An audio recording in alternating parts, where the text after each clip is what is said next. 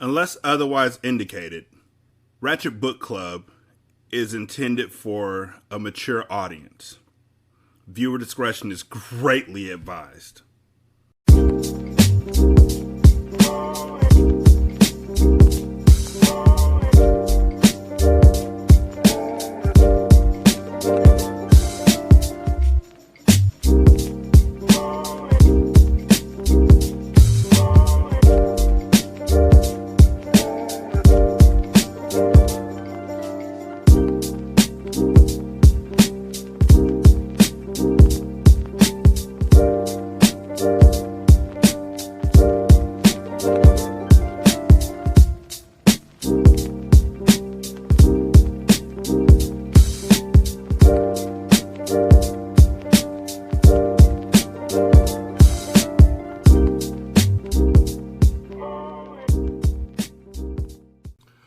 Welcome to Ratchet Book Club, where we read hood classics and good classics. I'm Derek.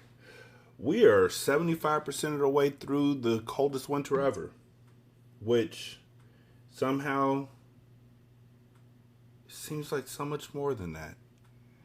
Like, it feels like we've been reading this for at least a month. And to know that we're only 75% of the way through, I mean, I guess I'm happy about it. I mean, I'm not as in love with this book as I was when I was younger, obviously. But I still really like Winter. I know, it's weird. But she's like, she keeps bouncing back and she's a kid. And I keep seeing it like she's a kid. And she just gets in so much stuff. And for those of y'all who don't know, I already know what happens to Winter. I just don't remember how we get there. And so I'm just like, wishing that there was another way that this could be written. If you have any thoughts, you can leave a voicemail at 916-633-1537. You can send an email to wretchedandrachet@gmail.com. Or you can send a DM or talk to us on our Twitter feed, which is Ratchet Book Club. With no further ado, here's chapter 19. Before I go any further, I haven't started. This is me again. Before I go into this chapter, I just want to say that I am truly worried. I'm truly worried about how she's going to hide or conceal this abortion from Bullet. I just know this nigga's gonna do something where he just hurts her. And it really bums me out that even though I know it's gonna happen, ain't shit I can do to stop it. It's a fucking book. But I get involved with books. Like, I really do. Yeah, it's a thing. Anyhow, chapter 19. At the apartment, I ate, then slept. When I woke up, I left out to go to the drugstore. I purchased some pads for heavy-duty flow. I cleaned everything up. I checked and rechecked to make sure the apartment had no trace of nothing that happened yesterday or today. As I sat at the kitchen table, I felt down low. I didn't know why. It was like something was pulling me down, making me feel deep depression. It was something I couldn't control. The lower I felt, the more I thought of Daddy. The more I thought of Daddy, the lower I felt. Tears started running down my face. I picked up the telephone. Excuse me, can I have the number for Rikers Island? Thank you. Prisoner information, please. Yes, my father, Ricky Santiago, was incarcerated at your facility almost a year ago. I came to visit him and was told that he was shipped out. Is there any way I could find out where they sent him? No, I don't remember his prison number. Yes, I'll hold on. He's on Rikers Island. But the corrections officer told me they moved him out. Oh, they moved him to another building. 23-hour lockup? Can he have visitors? Non-contact twice a week for 1 hour only. Tomorrow. I couldn't believe it. My pops was at Rikers all along.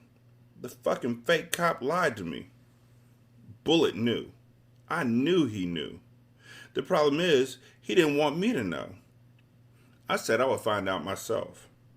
I'll visit Daddy tomorrow. Nothing and nobody will stop me. Bullet came through the door quietly that night. I was up. How you doing, baby? I greeted him with a hug. Joey said you went out yesterday for 3 hours. Joey who? Downstairs, the doorman. You know his name? Why is he all in my business? Where were you?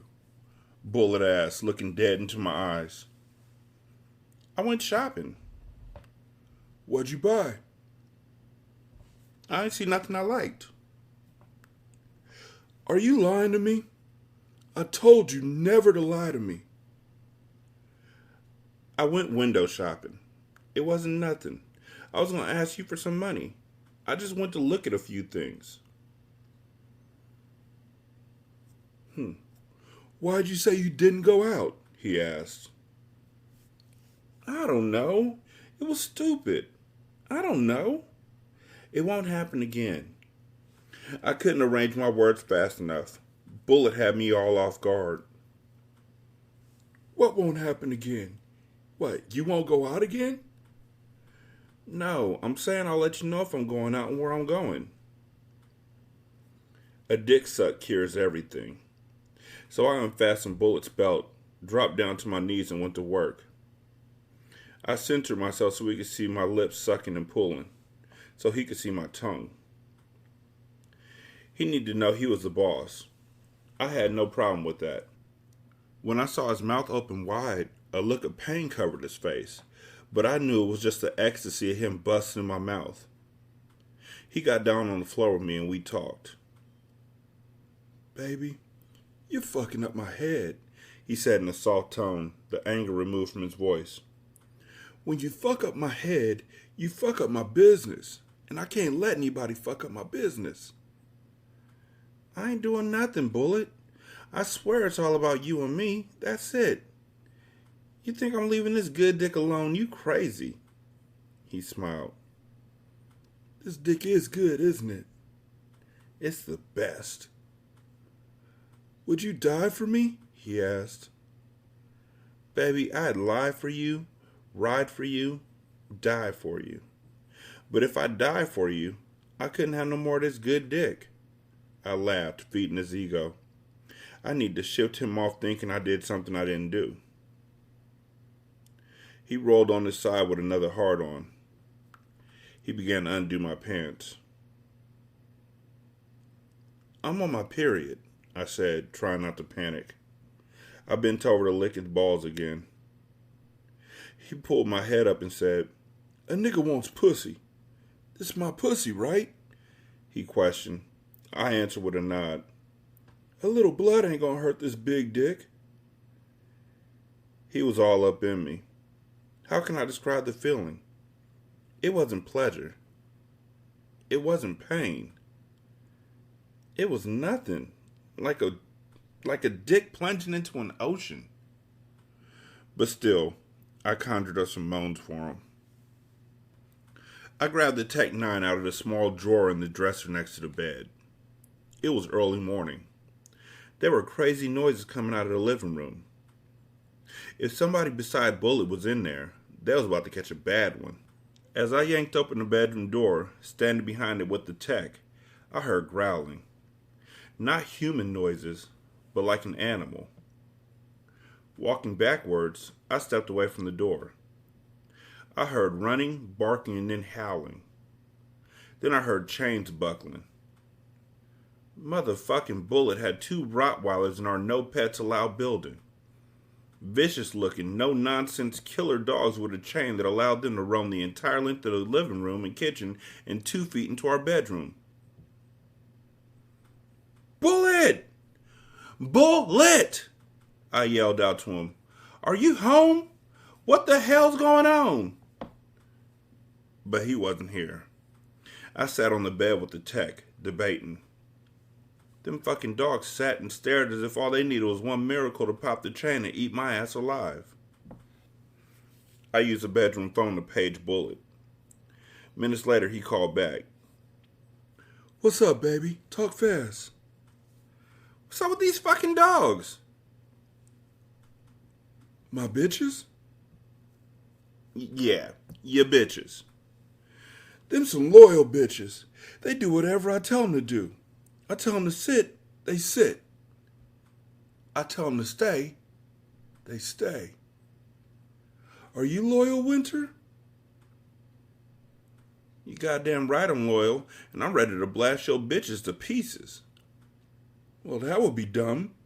You would draw attention to yourself, cops, neighbors, the whole nine.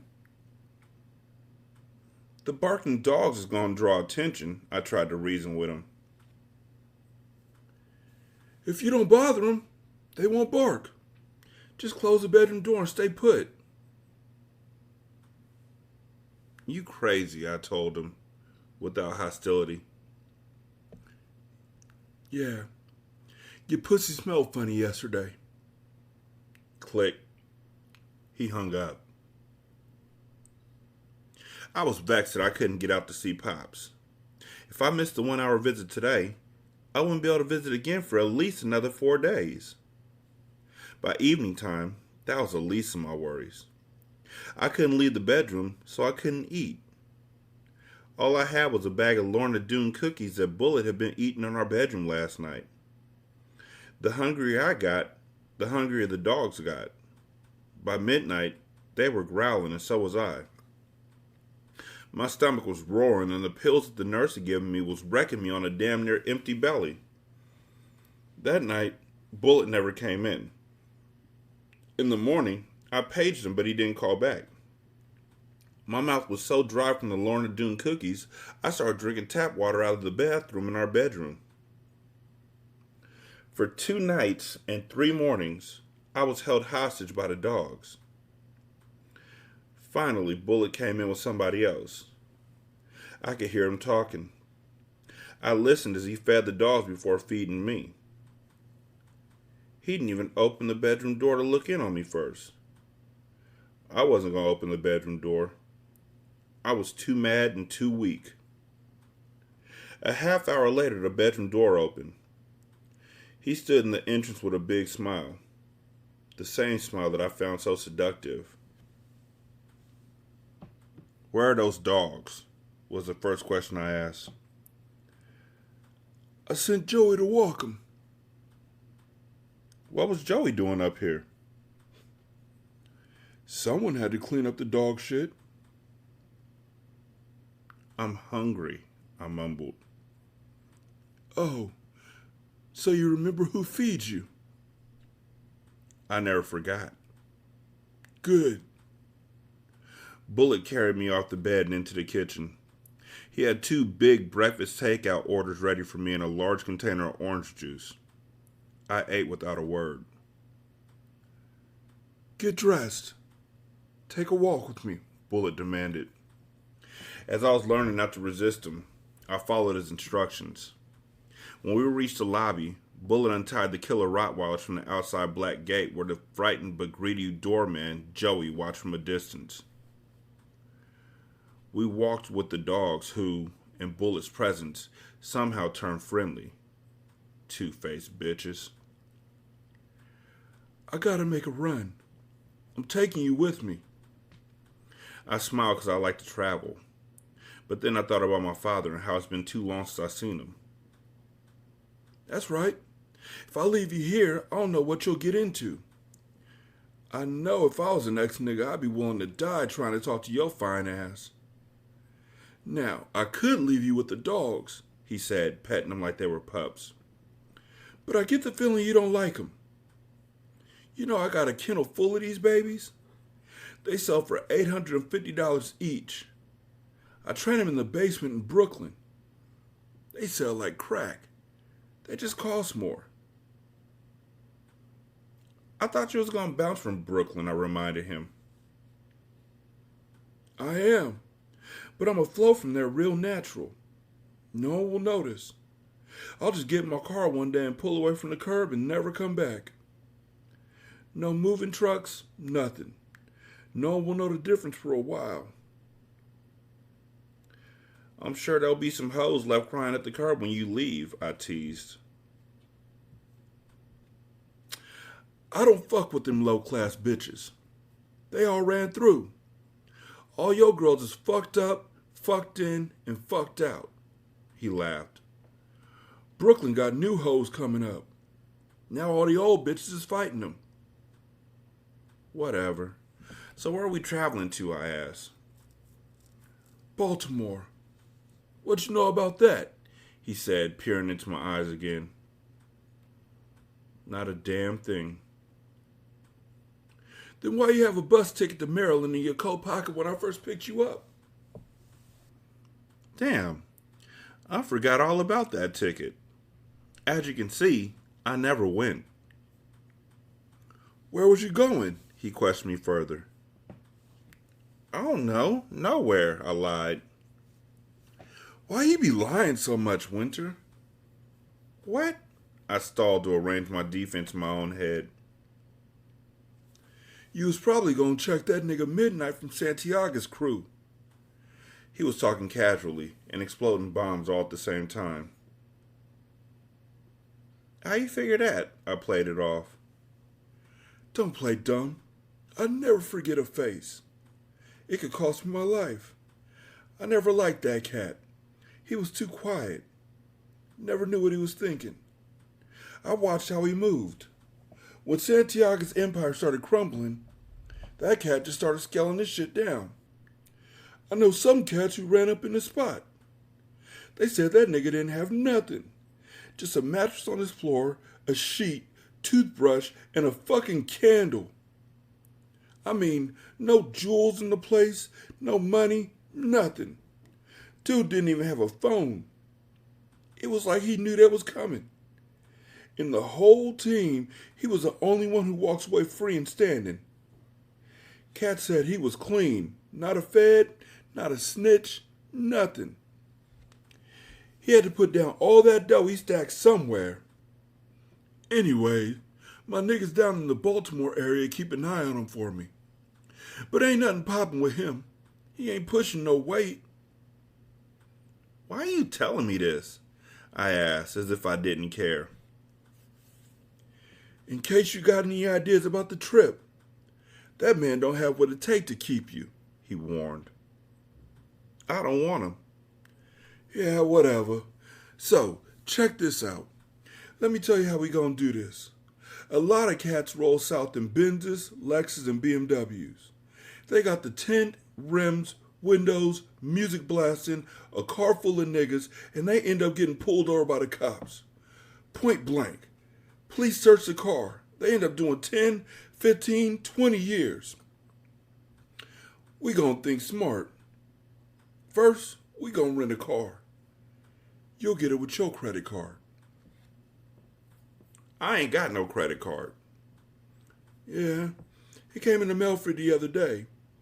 I was holding it for you. We'll play the part. I'll dress up. Slacks, shoes, dress shirt. You'll rock a conservative dress.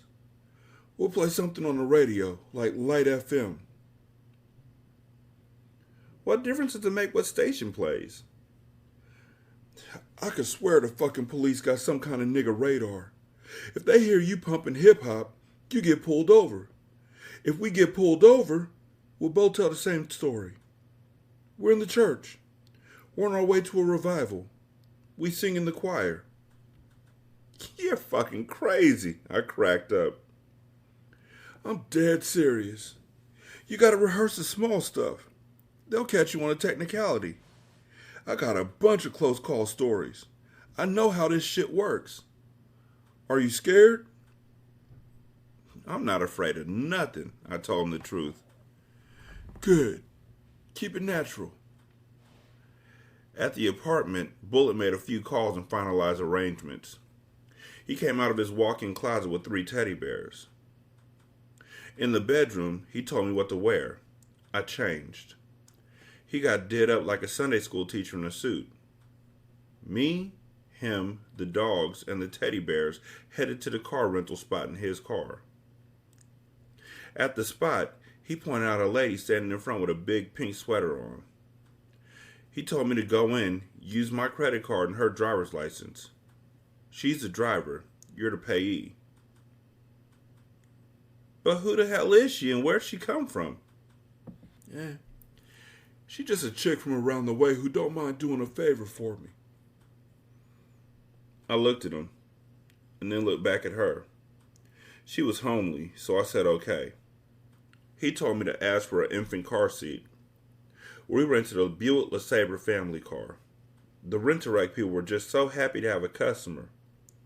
After a while, I understand why Bullet had involved this chick. She was 26 years old. They had all kind of discounts for people over 25. It seemed he had thought of everything. She drove the rental out of the place.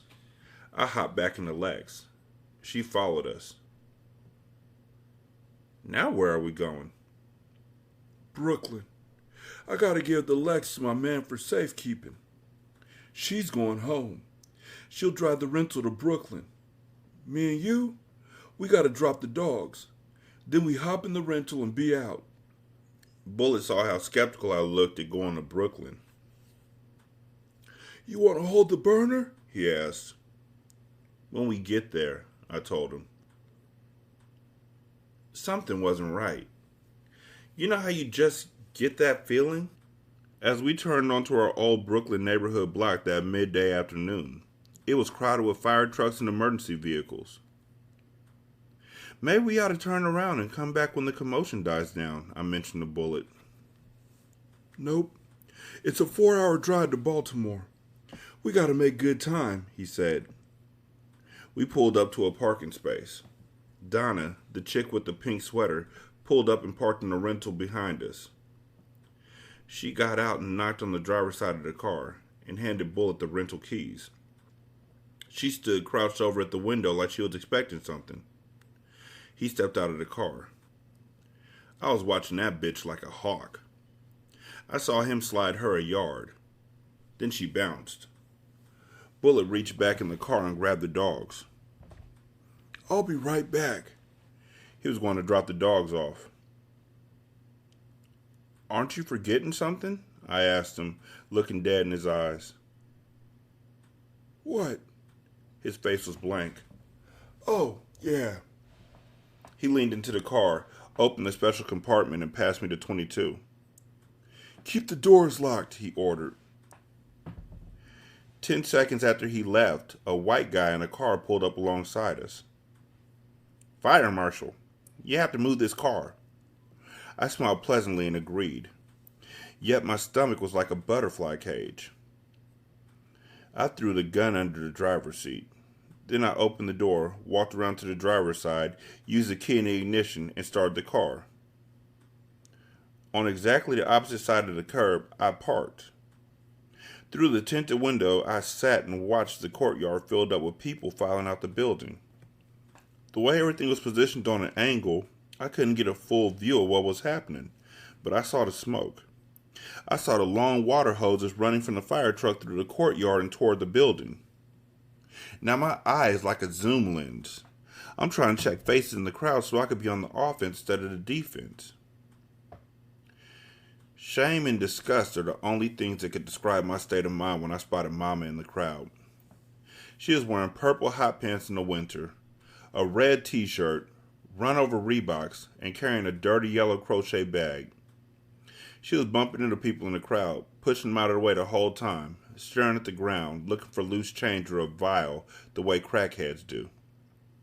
No, I hope she doesn't come over here, I thought to myself. But she did. When she saw Bullet's Lex, she scuttled right on over. She knocked on the window. When she didn't get no response, she started mashing her face against the window to see if anybody was inside. By now, I'm curled up like a snail trying to get as close to the floor as possible.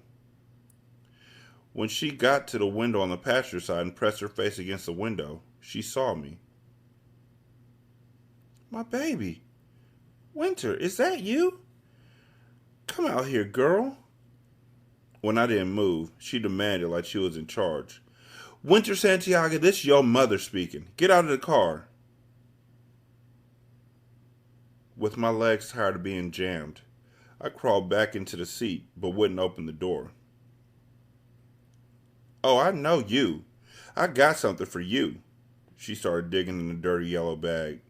I'm thinking, there ain't shit in that bag I will want. Just then I saw Bullet walking back towards the car. His stride was rhythmic, like a leopard. He looked real important in his suit. He was moving swift, but trying to keep it natural, as he would say. When he recognized my mother, he yelled from a distance. Hey, move away from the car. Just then, my mother pulled some dirty envelopes out of her bag. She had a big smile on her face, like she was very pleased with herself. Winter, these are letters to you from your father. I've been holding them for you.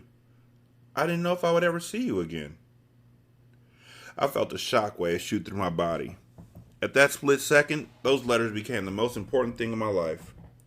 Just as Bullet arrived at the door, I jumped out to get the letters. She don't want that shit. He swatted my mother to the side like she was a fly. I want those letters, Bullet. My father wrote those letters to me and you can't keep me from having them. He saw the fire in my eyes. Bullet, what you got for me? What you got for me? My mother hopped around like a 3-year-old waiting on a lollipop. I ain't got nothing for you, he growled at her while steadily looking in my eyes. Come on, Bullet, we friends. Tell Winter we friends, Mama said. Give me the letters. I stepped up and extended my hand to my mother. She pulled her arm, securing the letters behind her back, teasing me. You want the letters, she wants the letters. What you got for me? You look good, Winter. You look like you got a whole lot of money. Do you owe me money? What you got for me? My mother sang. I lunged at her. She fell on the ground. I fell on top of her. I grabbed the envelope out of her weak fingers, clenched it to a fist. Bullet lifted my body off the ground and into the air. Go get in the rental. From the look on his face, I knew to follow his instructions.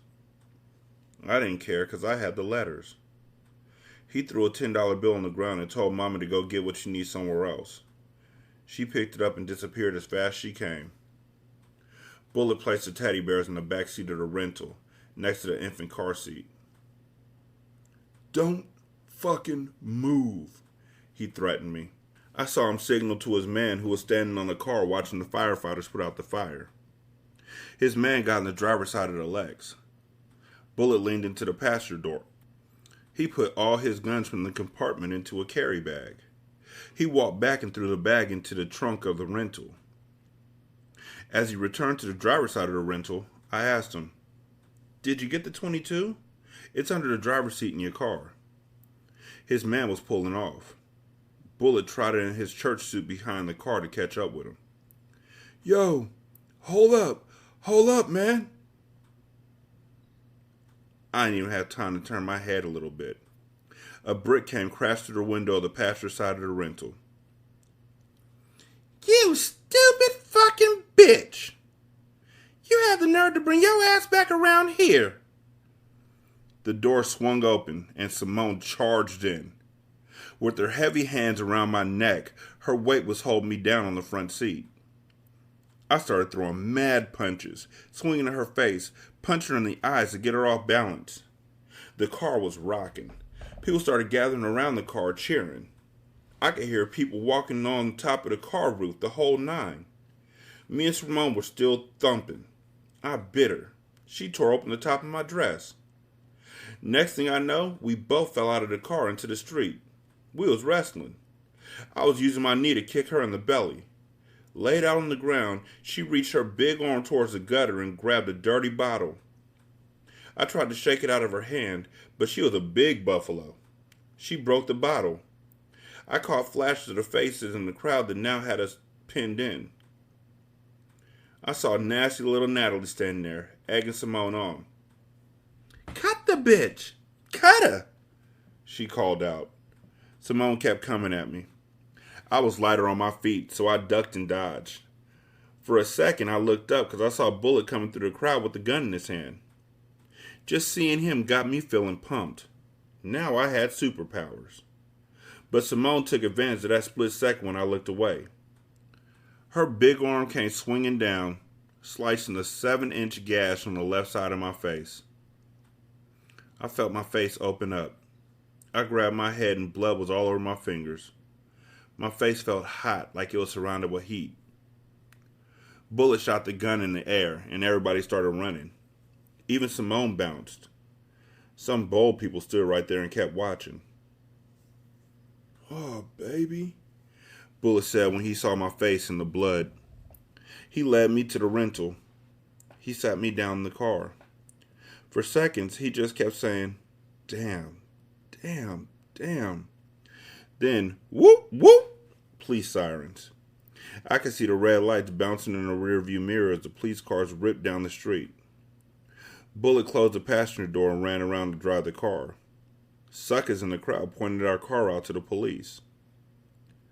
But that wasn't as shocking as me watching Bullet walk past the driver's side, past the car, onto the sidewalk, and down the street like he had nothing to do with it. I opened the door on my side and tried to get out, but the cops was up on me. Holy shit. This nigga. Well, first of all, Simone back. It ain't funny, but it's funny because we knew Simone was going to get her revenge one way or the other. And it just happened to come at the most inopportune moment. Winter knew it was going to happen. That's why she was like, I need a piece. But then the fire truck came. Like, it was just bad luck that there was a fire. When they saw the fire, they should have dipped out, honestly. Because where there's smoke and there's fire departments, there's usually cops, too. Just to control the environment. But nope. Damn. Simone fucked her up bad. Like, you calling her a buffalo, okay, whatever. You know, she might be solidly built, but bottom line is, I thought you was the bad bitch and you got your ass whooped. Thinking your man was going to give you, I got superpowers. Once I saw Bullet left you like 3 minutes later. Just left you to take the rap. That's some crazy, wild, messed up, fucked up shit. Also, Bullet bought Rottweilers to keep in his house. He's got them on chains that can get into your room, and their whole job is to guard your door so you can't get out and go outside because your pussy smelled funny the day before when he was having sex with you right after you had an abortion.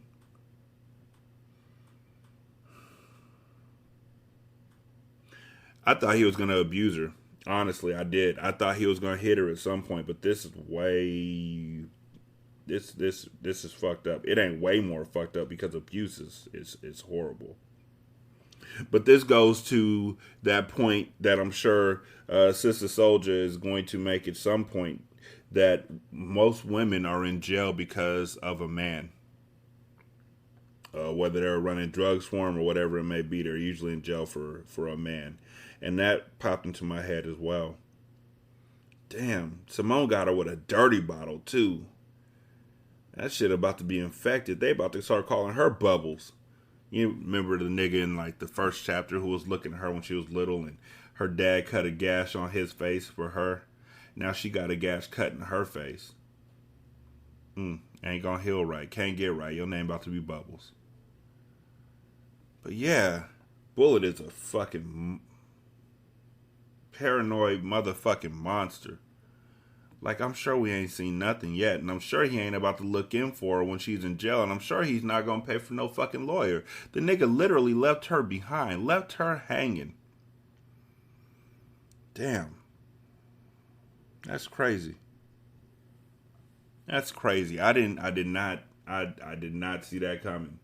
Like, I thought he was gonna take her to the hospital, but nope. And niggas was pointing out the car too. Fucking snitches. 916-633-1537. You can also email us at wretchedandratchet@gmail.com. You can send a DM on Twitter to Ratchet Book Club, and you can leave a review. Please leave a review wherever you listen to the show at. 5 stars is greatly appreciated. If you don't leave 5 stars, just let us know what we can fix. If it's my voices, I ain't got nothing for you. I'm pretty much, I'm recycling voices at this point in time. You're going to hear these voices for the rest of this fucking show. Like forever, ever. These voices. My bad. Thank y'all so much for listening. I greatly appreciate it. Yeah. I thought that this happened later on in the book. Like, I knew Simone got her. I just thought it happened later. But I guess, we're 75% of the way through the book, so, well, now 77%. There's a lot more to go through. 23% more. Thank y'all so much for listening. I greatly appreciate it. Y'all be good. Peace. It's me again. That shit is crazy. Bullet ain't gonna fuck with her. I'm sure he isn't. I'm just guessing. But I'm pretty sure. That's probably the last we seen of Bullet. Or he's gonna come back and abuse her somehow. But he ain't gonna fuck with her no more because she's got that face. And as superficial as she is, he's just as superficial. He only wanted her on his arm because she was Winter Santiago. And because she looked good and her hair was real. That's all over with. And she probably gonna go to jail. Damn. Alright, now for real, I'm out. Peace.